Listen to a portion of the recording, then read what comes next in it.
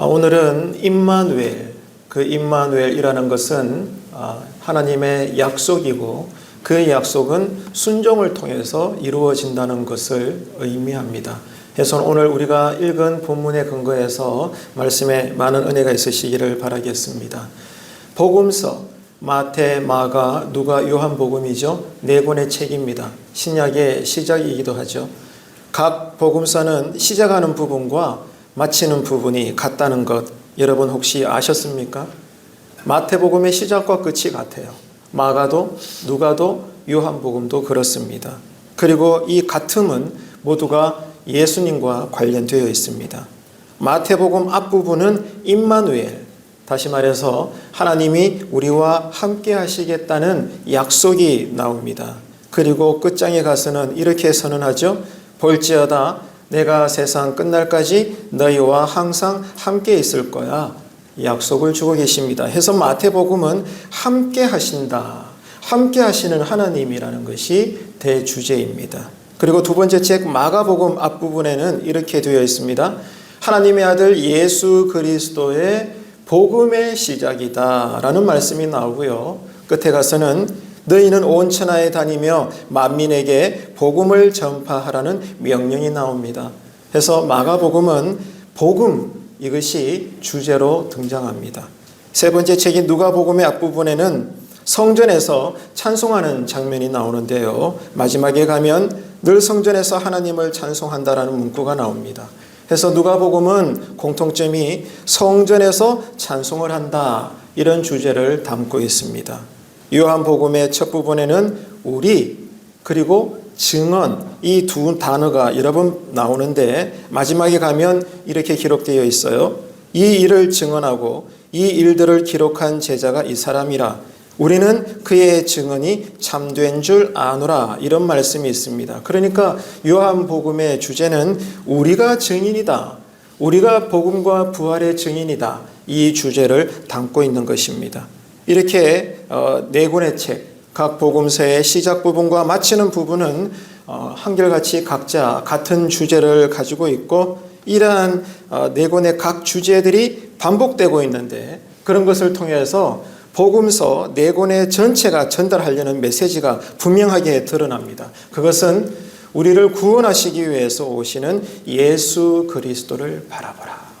예수 그리스도에 대한 대주제가 마태, 마가, 누가, 요한복음에 각자의 표현 따라 그렇게 분명히 기록되어 있는 것입니다.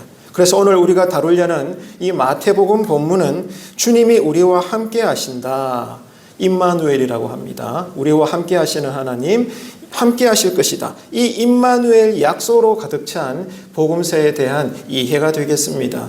그래서 이 마태복음의 증언, 가르침, 설명, 마태복음의 신학에 따라서 우리를 구원하시기 위해서 우리와 함께 하시겠다는 하나님, 즉 임마누엘, 이 임마누엘에 대한 약속을 지키시기 위해서 연약한 사람을 사용하셨고 연약한 우리로 어떻게 순종하게 하시는지에 대해서 오늘 간략하게 나누도록 하겠습니다.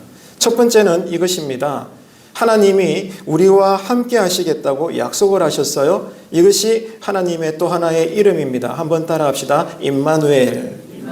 자, 임마누엘은 하나님이 우리를 구원하시기 위해서 친히 사람이 되셔서 우리를 구원하시기 위해 함께 하실 거다라는 약속인데 이 약속으로 하나님이 사용하시는 도구가 무엇인가 하면 연약한 사람이더라, 이것입니다.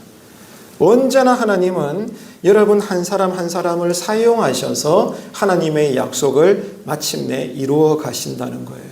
그래서 하나님과 우리는 서로 협력적인 관계에 있다는 거죠. 예수님의 탄생 이야기는 이 사복음서 중에서는 두 군데만 기록이 되어 있습니다. 마태복음 1장과 누가복음 2장에 기록되어 있죠. 자, 그런데 이 두 가지의 복음서의 성탄의 이야기는 서로 충돌하지 않습니다. 모순되지가 않아요. 오히려 마태복음 이야기와 누가복음 이야기는 성탄의 이야기가 조화를 이루고 있고 서로 보충해 있습니다. 따라서 우리는 이 마태복음과 누가복음을 통해서 예수님의 탄생이 어떠한 것인가, 어떤 의미인가, 어떻게 이루어지는 것이 이 내용에 대해서 정확하고 풍부한 정보를 얻을 수가 있는 것입니다. 또 그런 만큼 마태복음이 말하고 있는 성탄, 누가복음이 전하고 있는 이 성탄의 강조점은 차이가 있습니다. 마태복음은 누구를 대상으로 기록되었는가 하면 유대인들입니다. 유대인들에게 예수 그리스도를 소개하기 위해서 성령의 감동에 따라 마태복음이 기록되었습니다. 해서 마태는 유대인들을 생각을 해서 요셉을 중심으로 성탄 이야기가 진행됩니다. 그리고 예수님이 누구시냐? 다윗의 자손으로 오셨다. 이것을 유대인들에게 말하는 순간 유대인들이 그거를 읽는 순간 깨닫게 되는 겁니다. 그게 혈통적인 이해인 거죠. 자, 그런 만큼 누가복음은 또 차이점이 있습니다. 유대인들의 대상이 아니라 이방인들을 대상으로 기록되어진 성령의 감동으로 기록된 하나님의 말씀입니다. 해서 누가복음은 이방인을 생각을 해서 요셉이 아니라 마리아를 중심으로 성탄 이야기가 펼쳐지고 있고, 예수님은 온 인류의 메시아다. 유대인들의 왕일 뿐만 아니라 이방인들의 구주로서도 이 땅에 사람으로 오셨다. 이렇게 누가복음은 마태복음과 달리 강조점을 두고 있는 것입니다. 그런데 이런 두 복음서 마태복음과 누가복음의 성탄의 이야기는 또 하나의 공통점이 있는데 모두가 다 서민성을 가지고 있어요. 서민적이다 이 말입니다. 당시에 세상의 일반 역사를 기록하던 기록자들은 권력자, 부자, 높은 자들을 중심으로 그런 역사관을 가지고 그때의 세상 역사를 기록했지만은 성령의 감동으로 기록된 이 네 가지 복음서 마태, 마가, 누가, 요한 복음을 기록한 제자들은 관점이 다릅니다. 높은 자들이 아니라 가난한 자, 낮은 자, 일반인들을 염두에 두고 세상을 창조하신 예수 그리스도 만왕의 왕께서 이 땅에 가장 낮은 자로 오셨다. 그리고 우리를 구원하시고야 만다. 이 사실을 기록하고 있는 것입니다. 해서 마태복음은 갈릴리의 전형적인 서민이었던 요셉과 마리아를 통해서 예수님이 태어나신 전후의 과정들을 설명하고 있고, 누가복음은 베들레헴의 마구간과 또 들판에서 양을 치던 목자들을 언급하면서 구약의 전체 예언대로 때가 되매 메시아 예수님이 이 땅에 오셨다 선언하고 있는 것입니다. 자, 이처럼 온 우주의 왕이 이 땅에 태어나는 역사상 가장 위대한 사건이 일어나는 이 과정에 참여했던 사람들이 누구냐? 놀랍게도 서민들이었다 그 말입니다. 높고 권세가 많은 사람들이 아니라 하나님께서는 낮은 자로 오셔서 또한 주변에 별 볼 일 없는 지극히 평범한 저와 여러분들을 통하여 역사 중에 가장 위대한 사건들을 지키시고 성취하시고 전하게 하셨다는 거죠. 더욱이 우리는 신약 성경 전체를 읽을 때에 하나님은 특별히 여기저기에서 연약한 자들을 사용하셨다는 것을 우리는 읽어볼 수가 있는 것입니다. 물론 하나님은 높은 자도 사용하십니다. 그 시대의 왕도 사용하시고 부자들도 사용하시고 권력자들도 사용하시고 이방인들도 사용하시고 다 사용하십니다. 주님께서는 사용하지 못할 자가 없습니다.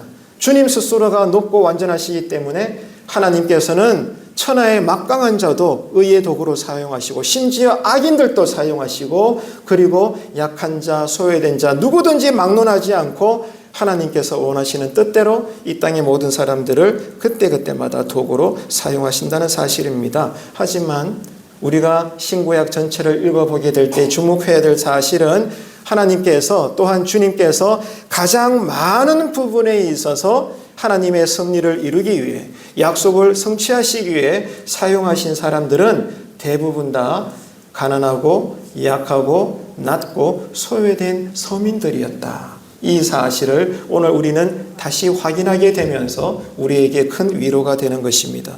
그렇기 때문에 여러분 잘 들으셔야 합니다. 우리는요, 내 신분이 지금 어떻게 되는가?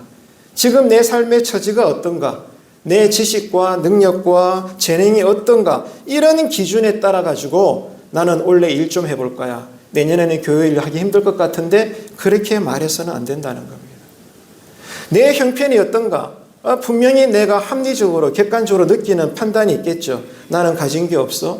많이 배우지 못해서 능력도 부족해. 그리고 늘 바빠. 또 교회에서도 멀어. 이런저런 이유들은 사실입니다. 하지만 이런 내 개인의 소견을 기준으로 삼아가지고 교회를 할 수 있다 없다, 주님의 일에 동참할 수 있다 없다 이렇게 여겨서는 안 된다는 것입니다. 그것은 하나님 앞에 겸손도 아니고 바른 신앙의 자세가 아니라는 것입니다. 왜요? 하나님께서는 조금도 어려움이 없이 약하디 약한 사람도 사용하신다는 겁니다.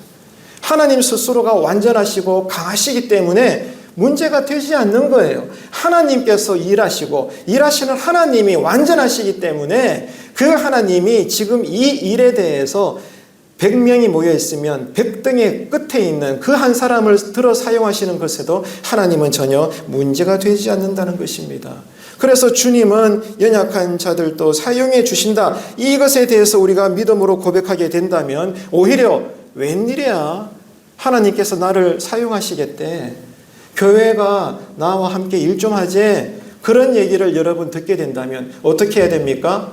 예, 알겠습니다. 제가 순종하겠습니다. 비록 부족하지만 저와 함께 일하기를 원하시니 제가 따르겠습니다. 협력하겠습니다. 무엇부터 할까요? 여러분, 미루지도 말고 즉시 예 라고 순종하겠다고 고백할 수 있는 하나님을 기쁘시게 하는 저와 여러분 되시기를 주님의 이름으로 축복합니다.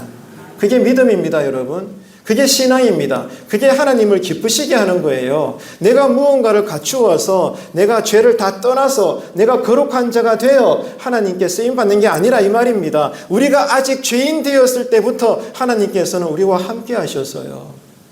하나님 스스로가 완전하기 때문에 문제될 게 없다니까요. 그 완전하신 분께서 때를 따라 아무것도 아닌 나에게 감동 주셔서 나와 함께 일 좀 하시자는데 우리가 반응해야 될 것은 알겠습니다. 저에게 부족한 것, 영권, 인권, 물권, 그 외의 모든 것들 필요하면 하나님 채워주십시오. 제가 할 것은 죽을지라도 쓰시겠다 하시니 감사합니다. 우리 가문의 영광입니다. 얼마나 고마운지 몰라요. 나는 연약하고 무력하지만 하나님 쓰시겠다니 필요한 것들을 공급해 주십시오. 제가 감당하겠나이다. 할렐루야. 여러분 크게 아멘 하시고 이번 연말에 새해에도 특별히 교회에서 장로님, 권사님, 집사님, 성도님, 아무개님 함께 일 좀 하실래요? 라고 부탁이 들어가고 전화가 온다면 여러분 어떻게 하셔야 돼요? 예, 알겠습니다, 목사님. 예, 그럴게요, 전도사님. 제가 비록 부족하지만은 교회에서 요청하시니 하나님의 음성으로 알고 제가 순종하겠습니다. 뭐부터 할까요? 아멘이십니까? 아멘이십니까? 그게 뭐라고요? 믿음이다, 그 말이에요. 그게 하나님 앞에 겸손한 자의 모습이에요. 그런데 객관적으로는 그 일을 할 수 없는 상황이라. 근데 교회에서 하재. 그러면 우리는 어떻게 해야 돼요? 알겠습니다. 말하면 돼요. 나머지 상황은 하나님께서 길을 열어주실 줄로 믿습니다. 이 신앙의 일반적인 기적을 체험하시라고요. 이게 우리에게 간증이 되는 거예요. 이게 우리에게 전도자의 귀한 내용이 되는 것입니다. 내 삶이 바빠도 나에게 능력이 부족해도 교회에서 섬겨주십시오. 요청하신다면 바로 순종하십시오. 그럴 때 하나님은 기뻐하십니다. 그리고 우리에게 부족한 모든 권능들을 채워주신다는 것을 알아야 되는 것입니다. 비록 나는 때가 되지 않았고 내가 볼 때는 아니에요. 그런데 하나님이 교회를 통해서 나와 함께 일하기를 원하셔요. 그러면은 나는 그것을 아멘으로 순종하고 그것을 감사히 여기고 또 하나 나는 부족하니까 열심히 준비해야지, 노력해야지, 최선을 다해야지, 헌신해야지. 성령님 기름 부어 주시옵소서. 나를 통해 이 일이 어긋나지 않도록 나를 쓰시겠다 하시니 하지만 내가 실수하지 않기 원합니다. 실패하지 않기를 원합니다. 하나님 나에게 영권도 주시고 인권도 주시고 협력자도 주시고 물권도 주시고 환경의 문도 열어주시옵소서. 크게 아멘 합시다. 할렐루야. 이게 하나님과 우리 사이의 바른 관계라는 거예요. 이것을 우리가 깊이 알아야 되는 거죠. 자, 두 번째로 하나님은 임마누엘, 이 약속을 지키시기 위해서 연약한 사람 요셉과 마리아를 사용하신다는 것은 알았고, 두 번째, 그러면 그 사람들을 통해서 무엇을 하시려고 하시나? 순종하게 하신다는 거예요. 임마누엘의 약속을 하나님이 이루시기 위해서 연약한 마리아와 요셉을 붙드셨고, 그리고 이 두 사람 요셉과 마리아의 순종하게 하시도록 역사하셔서 결국에는 우리의 순종으로 하나님의 약속이 이루어지더라 이 말입니다. 그냥 금나와라 뚝딱 해가지고 하나님이 시작과 끝을 마무리 짓는 것이 아니라 하나님이 먼저 우리에게 약속을 주시고 그 다음에 약속을 받은 미천한 우리가 뭐 해야 돼요? 따라합시다. 순종함으로 하나님의 약속이 이루어지게 하신다. 이게 신약과 구약에 일관되게 흐르는 하나님의 일하시는 방법이라는 거예요. 근데 중요한 것은 그 순종이 어떤 순종인가 이거죠. 이게 여러분 중요한 부분입니다. 우리가 잘 알고 있듯이 처녀 마리아는 간음이라는 누명을 쓰면서까지 내가 남자를 알지도 못하는데 성령으로 잉태를 했네. 하나님과 천사와 마리아는 알지만 이제 남편이 될 요셉도 주변의 모든 마을 사람들도 이 진리를 알 수 없잖아요. 그죠? 그 세 분 빼고는 모든 사람들이 마리아는요 어떤 일을 벌인 거예요? 간음한 여자예요. 이름 모를 외간 남자와 원나잇을 보내고 난 다음에 A가 부른 거라. 그러면서도 파렴치하게 요셉과 결혼하겠대. 그 상황이 앞으로 벌어질 거라 이 말입니다. 마리아는 바보 천치가 아니에요. 비록 나이는 어리지만은 이 앞으로 일어날 일에 대해서 모르지 않아요. 그럼에도 불구하고 그런 누명을 쓰면서까지 율법에 따라 돌에 맞아 죽을 것을 알면서도 죽음을 각오하고 뭐 했다는 거예요? 성령으로 네 배가 잉태되는 것에 순종하더라는 것입니다. 놀랍지 않습니까? 그리고 남편 될 요셉은 이런 깨끗하지 못한 이 불결한 마리아를 내치지 않고 요셉도 순종함으로 아내를 맞이하더라는 것입니다. 마리아는 목숨을 건 순종이었고 요셉도 목숨을 걸 만큼 모욕과 의심과 분노를 감수하는 순종을 통해서 임마누엘 약속이 이루어졌더라. 이게 오늘 본문의 내용인 것입니다. 다른 말 필요 없습니다. 여러분 자신을 생각해 보십시오. 가장 사랑했던 사람에게서 배신을 당한다면 여러분 어떤 마음이 들 것 같습니까? 한번 상상해 보세요. 여러분이 정말 믿는 사람, 정말 사랑하는 사람이 여러분을 배반했어요. 그럴 때 여러분 어떻게 처신하겠습니까? 요셉처럼 행동할 수 있겠습니까? 사람의 본심은 위기 상황에서 드러난대요. 어려운 일이 발생했을 때 내 내면 상태를 어떻게 유지하고 있는지, 그리고 겉으로는 이 어려운 상황들에 대해서 내가 어떻게 행동하는지를 보게 되면 아, 내가 이런 사람이구나. 그때 가서 알 수 있다는 거예요. 그렇기 때문에 평상시에 드러나는 자신의 모습에 속지 말아야 됩니다. 교회 안에서는 다 예수 믿어요. 예수 믿는다고 핍박할 자 아무도 없습니다. 교회 안에서는 오늘도 그래요. 우리 모두가 예배자의 이름으로 티타임을 나누고 함께 식사하고 축복송 불러주고 함께 아멘하고 누가 보더라도 서로가 서로를 볼 때 믿음이 다 좋은 것 같아요. 그런데 1시간 예배 드리고 난 다음에 6배 이상 살아가야 될 6일 동안 교회 밖의 세상살이에서 불신자들이 가득한 틈바구니에서 여러분은 한 사람의 예배자로 구별되게 사십니까? 진짜 내 신앙이 어떤지는 교회 밖 생활을 통해 알 수가 있는 거예요. 교회 안에서는 알 수 없답니다. 왜? 똑같이 예배 드리니까. 똑같이 할렐루야 하니까. 여러분 보시기에 저는 목사 가운을 입고 있으니까 그렇게 보이잖아요. 아무 쓰잘데없어요, 여러분. 진짜 사람의 진정한 모습은 언제 드러난다고요? 위기상황을 만났을 때 드러나는 거예요.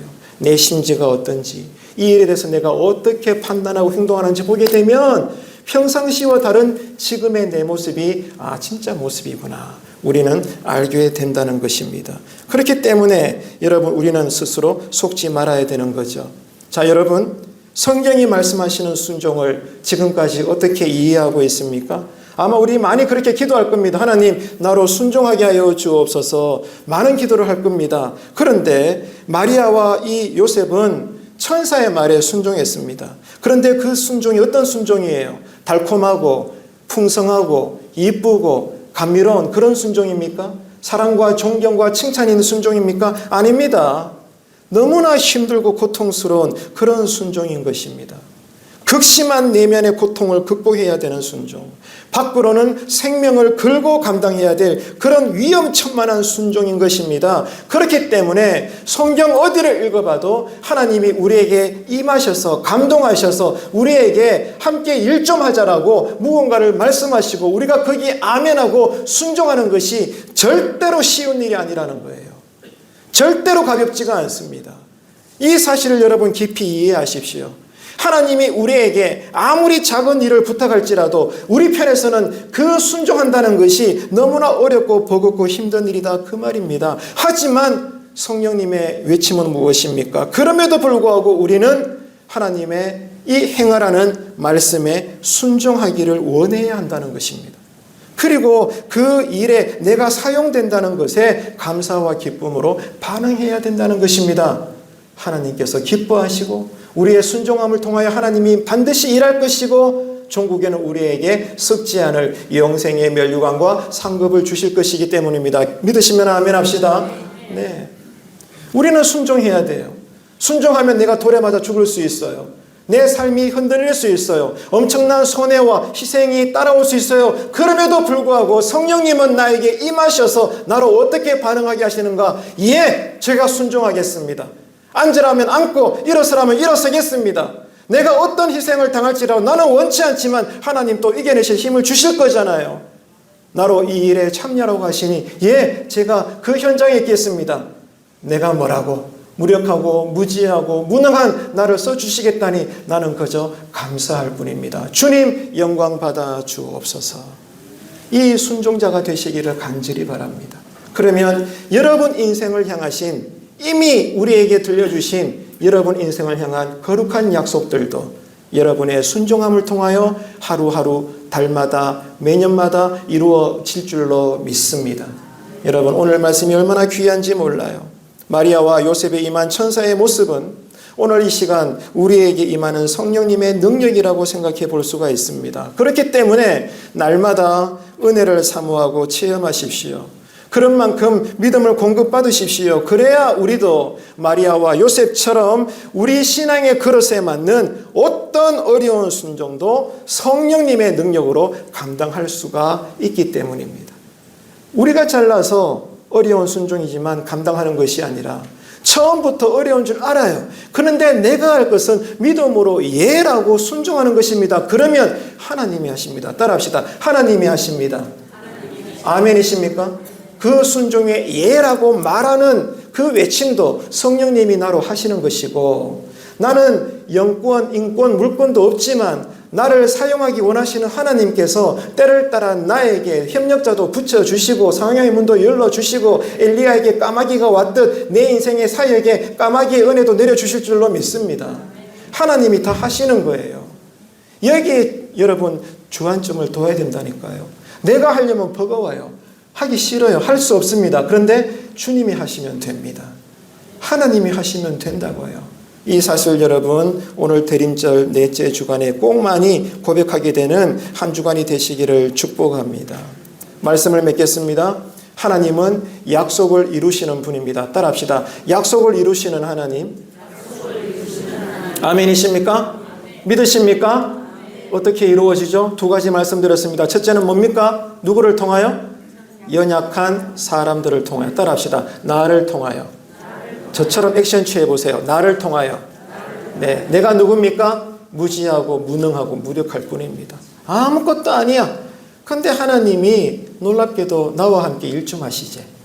하나님은 약속을 이루시는데 그 약속은 아무것도 아닌 우리 한 사람 한 사람을 통하여 이루시겠다는 거예요. 어떻게 이루신다? 두 번째였죠. 뭘 통해서? 우리의 순종을 통해서. 연약한 사람들의 순종을 통해서 구약 각 시대 때마다 신약의 각 시대 때마다 지금처럼 교회 시대 성령의 시대에도 주님 오시는 그날까지 하나님은 변치 않는 방법으로 일하시고 모든 것들을 열매를 거두신다는 것입니다. 하나님은 우리가 이 땅에서 이번 한 주간에도 각자에게 주신 사명을 감당하기를 원하십니다. 그래서 우리는 우리 자신을 통해 하나님이 일하신다는 이 사실 앞에 어렵고 힘든 순종이 되겠지만 먼저는 감사하고 또 귀하게 여기고 기뻐하면서 예, 제가 최선을 다하겠습니다. 하나님 저에게 지혜와 믿음과 용기를 주시옵소서. 우리가 할 것은 예 한마디 순종입니다. 이것만 하면 처음과 끝까지 모든 것들은 하나님이 하시는 거예요. 그리고 그 가운데 중요한 것이 있습니다. 하나님이 그 신의 자리를 비우시사 가장 비천한 사람의 모습으로 오시고 모든 순환을 당하시면서 결국에는 십자가에서 죽으시기까지 왜 온 인류를 구원하시려고 한 영혼도 잃어버리지 않고 만세전부터 구원받기로 작정된 자를 하나님이 다 불러 모으시사 구원받게 하시려고 여러분 이 땅에 인카네이션 임마누엘 하나님 성육신 하시는 것입니다. 그것이 성탄의 의미입니다. 그렇기 때문에 한 주간 남은 이 성탄을 기다리는 오늘 같은 이 대림절 넷째 주일에도 우리가 알아야 될 것은 하나님 안에서 우리 역시 힘을 다해 때를 얻든지 못 얻든지 뭐 해야 됩니까? 나를 구원하시고 나에게 은혜 주신 그 하나님을 아직 알지 못하는 내 주변의 사람들에게 불신 이웃들에게 영혼들에게 외쳐야 되는 것입니다. 예수 믿으십시오. 나와 함께 교회 갑시다. 물론 교회 꼬라지가 말이 아닙니다. 온 사회가 교회를 비판합니다. 예, 저는 할 말이 없습니다. 따라합시다. 그래도 교회 가야 합니다. 따라합시다. 그래도 예수 믿으셔야 합니다. 아멘이십니까? 아멘이십니까? 하나님을 기쁘시게 하는 것은 첫 번째는 전도입니다. 전도할 때 하나님이 춤추시고 기뻐하는 거예요. 사랑하는 성도 여러분, 하나님이 우리를 통해 일하시기를 원합니다. 우리를 통해 내 가정이 회복되기를 원합니다. 여러분 한 분 한 분을 통해서 우리 교회가 다시 회복되기를 원하고 계십니다. 무엇보다 여러분의 입술과 손과 발을 통해 주변의 불신 영혼들이 구원받기를 원하십니다. 모든 일은 하나님이 하시겠다요. 우리가 할 것은 순종만 하면 됩니다. 여러분 은혜 받읍시다. 은혜 받읍시다. 그리고 전도합시다. 한번 따라하겠습니다. 은혜 받읍시다. 전도합시다. 옆에 계시는 분에게 말씀해 주십시오. 은혜 받읍시다. 눈을 안 쳐다보시네. 자, 아이 컨택하세요. 옆에 사람 눈을 보시면서 전도합시다. 은혜 받읍시다. 하나님이 복음을 들어야 될 영혼들을 우리에게 붙여주실 줄로 믿습니다. 보세요. 스님도 전도하는 교회에 어찌 하나님이 기뻐하지 않겠습니까? 믿음으로 받았으면요 세상이 우리를 감당하지 못합니다. 이 사실을 꼭 기억하시고 오늘 같은 대림절 넷째 주일날 성탄의 의미가 무엇인가? 우리와 함께 하시겠다. 우리를 구원하시겠다고 약속해 주신 그 성탄. 하지만 이 약속이 어떻게 이루어지는가? 연약한 사람들의 순종함을 통하여 이루어지는 성탄. 바로 저와 여러분이 하나님의 섭리의 현장의 주인공들인 것입니다. 이것을 분명히 아시고 한 주간 성령으로 충만하여 성탄절기의 은혜를 마음껏 누리시고 한 주간 내내 성탄의 복음을 불신자들에게 전하는 하나님이 기뻐하시는 들어 사용할 수밖에 없는 하나님 보시기에 큰 송년중앙교회가 되기를 주님의 이름으로 축원합니다.